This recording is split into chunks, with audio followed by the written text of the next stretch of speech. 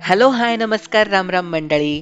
जर तुम्हाला ढाबा स्टाईल झणझणीत परफेक्ट तर्री असणारी आणि त्यासोबतच भरपूर रस्सा असलेली शेवभाजी घरीच बनवायची असेल, तर आजची ही रेसिपी शेवटपर्यंत नक्की बघा. चला तर मग सुरुवात करूयात रेसिपीला. सगळ्यात आधी आपण शेवभाजीसाठी लागणारं वाटण तयार करून घेऊयात. त्यासाठी एका कढईमध्ये तेल गरम करून घेतलं होतं. आता यामध्ये आपण घातलेले आहेत कांदे. तर इथे आपण 2 कांदे उभे बारीक चिरून घेतलेले आहेत. आता कांदा छान सोनेरी रंग येईपर्यंत आपल्याला परतून घ्यायचा आहे स्लो फ्लेमवरती. आता तुम्ही बघू शकता सोनेरी रंगावरती आपला कांदा परतून झालेला आहे. आता याला छान आपण मिक्स करून घेतलेला आहे. आता यामध्ये आपण घालूयात टोमॅटो. तर इथे 2 टोमॅटो आपण फोडी करून घेतलेले आहेत. आता टोमॅटो घातल्यानंतर आपल्याला यामध्ये घालायच्या आहेत 12 ते 15 लसूण पाकळ्या. त्यानंतर आपण यामध्ये घालणार आहोत अर्धा इंच आलं आणि हे सगळे जिन्नस आता आपल्याला छान असे शिजवून घ्यायचेत. याचा रंग बदलेपर्यंत आपण याला छान शिजवून घेणार आहोत. जितका आपला मसाला छान परतून होणार आहे तितकी आपल्या शेवभाजीची जी चव आहे ती भन्नाट येणार आहे. तर इथे आपल्याला घाई अजिबात करायची नाहीये. अगदी स्लो फ्लेमवरती आपण कांदा, टोमॅटो, लसूण आणि आलं हे छान परतून घेणार आहोत. तुम्ही बघू शकता किती छान आपले हे सगळे पदार्थ परतून झालेले आहेत. त्याचा रंग किती सुंदर आलेला आहे.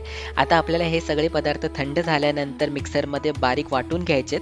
तर त्यासाठी आता आपण एका मिक्सरच्या भांड्यामध्ये घेणार आहोत. आत्ता आपण जे परतून घेतलेले कांदा, टोमॅटो, आलं, लसूण आहे ते आपण या मिक्सरच्या भांड्यामध्ये घेतलेलं आहे.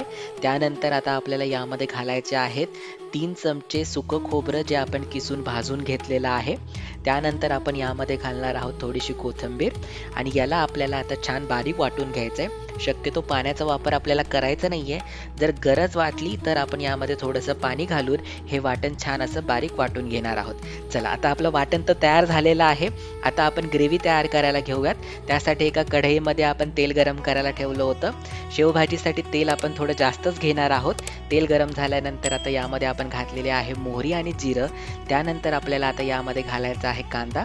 तर इथे आपण एक कांदा छान बारीक चिरून घेतलेला आहे. आता कांदा सुद्धा आपण मऊ होईपर्यंत छान याला परतून घेणार आहोत. तुम्ही बघू शकता कांदा थोडा मऊ झालेला आहे.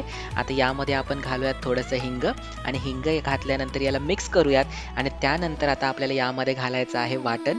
जे वाटण आता आपण वाटून घेतलेलं आहे ते वाटण आता आपण या कांद्यामध्ये घातलेलं आहे आणि आता आपल्याला हा जो वाटण किंवा हा जो मसाला आहे तो छान असतात याला तेल सुटेपर्यंत छान असा परतून घ्यायचा आहे.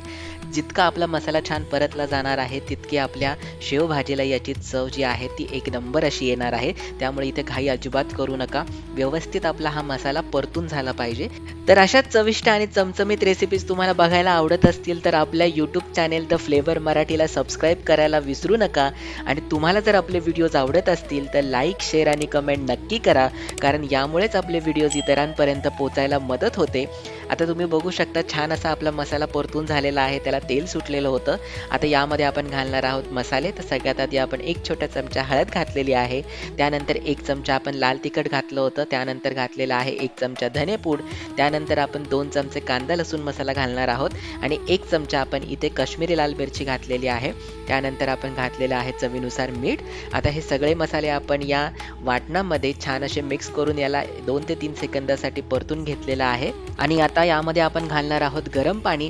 तुम्हाला रस्सा किती पाहिजे आहे त्याप्रमाणे तुम्ही पाणी कमी जास्त करू शकता. इथे एक गोष्ट लक्षात ठेवायची आहे, आपल्याला गरम पाण्याचाच वापर करायचा आहे, म्हणजे आपल्या रस्सा भाजीला या शेवभाजीला जी तर्री येणार आहे ती खूप छान येईल. आता पाणी घातल्यानंतर आपण छान असं मिक्स करून घेतलेली आहे भाजी. त्यावरती आता ठेवूयात झाकण आणि 3 ते 4 मिनिटांमध्ये तुम्ही बघू शकता एक उकळी या भाजीला आलेली आहे. किती सुंदर रंग आपल्या भाजीला आलेला आहे. त्यासोबतच तुम्ही याची तर्री बघू शकता. आता आपला रस्सा तर तयार झालेला आहे. आता यावरती आपण घालणार आहोत तिखट शेव. इथे एक गोष्ट लक्षात ठेवायची, थोडी तिखट शेव आपण आत्ता घालणार आहोत आणि थोडी शेवभाजी ही आपल्याला जेवण करताना किंवा तुम्ही जेव्हा भाजी सर्व्ह करणार आहात त्यावेळी तुम्हाला यामध्ये घालायची आहे. एकदम शेव या भाजीमध्ये घालायची नाहीये, नाहीतर ती लूज पडते. तर अशा प्रकारे तयार आहे एकदम ढाबा स्टाईल अशी शेवभाजी, जी बनवायला आहे अतिशय सोपी पण चवीला तितकीच भन्नाट लागते. तर तुम्हाला ही रेसिपी कशी वाटली हे आम्हाला नक्की कळवा.